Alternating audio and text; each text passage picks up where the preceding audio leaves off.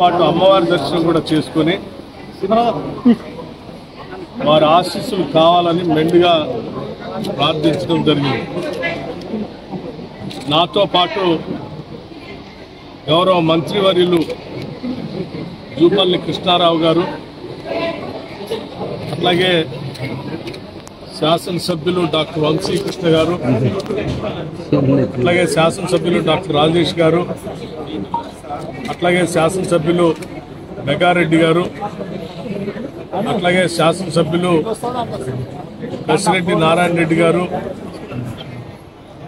అట్లాగే ఎన్ఎం శ్రీనివాస్ రెడ్డి గారు, ఇంకా ఇతర పెద్దలందరితో కలిసి స్వామివారి ఆశీస్సులు తీసుకొని ఇరు రాష్ట్ర ప్రజలందరూ కూడా సుభిక్షంగా ఉండాలని, ఋతుపవనాలు బాగా రావాలని, పంటలు బాగా పండాలని, ఎటువంటి కరువు కాటకాలు లేకుండా అందరి జీవితాల్లో వెలుగు నిండాలని చెప్పి వారిని తెలంగాణ రాష్ట్ర ప్రభుత్వం తరఫున వేడుకోవటం జరిగింది.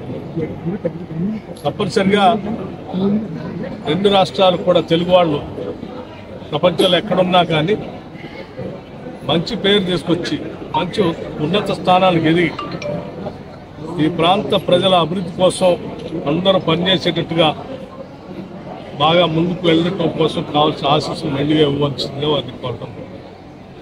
నమస్కారం. ప్రధానంగా ఈ టూర్ ప్రోగ్రామ్ ఏంటి sir? Srisailam Idol power project గురించి మీ అందరికీ తెలిసింది. దానికి సంబంధించి ఋతుపవనాలు రాకముందే మాకు ఇక్కడ ఉన్నటువంటి హైడల్ పవర్ ప్రాజెక్టుని సమీక్షించి తద్వారా పెద్ద ఎత్తున హైడల్ విద్యుత్ ఉత్పత్తి జరగడానికి కావాల్సిన చర్యలన్నీ తీసుకోవడం కోసం ఈరోజు ఒక సమీక్షా కార్యక్రమాన్ని ఏర్పాటు చేసుకోవటం జరిగింది. అందులో భాగంగానే ఈరోజు శ్రీశైలం రావటం జరిగింది.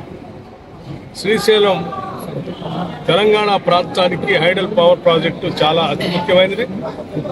ఆనాటి మహానుభావులు పెద్దలు కాంగ్రెస్ నాయకత్వం ఇటువంటి గొప్ప ప్రాజెక్టులు కట్టి మల్టీపర్పస్ డ్యామ్ని కట్టి మా అందరికీ విద్యుత్ వెలుగులు నింపటం కాకుండా అనేక ఇతర ప్రాజెక్టులు కూడా నీళ్లు అందించేటువంటి కార్యక్రమం కోసం ఉపయోగపడే విధంగా కట్టిన ఆ పెద్దలందరికీ కూడా ధన్యవాదాలు స్మరించుకుంటున్నాం.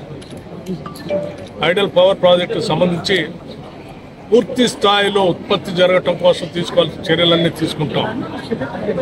తెలంగాణ రాష్ట్రంలో ఎటువంటి విద్యుత్ కొరత లేకుండా కావాల్సిన చర్యలు ఇప్పటికే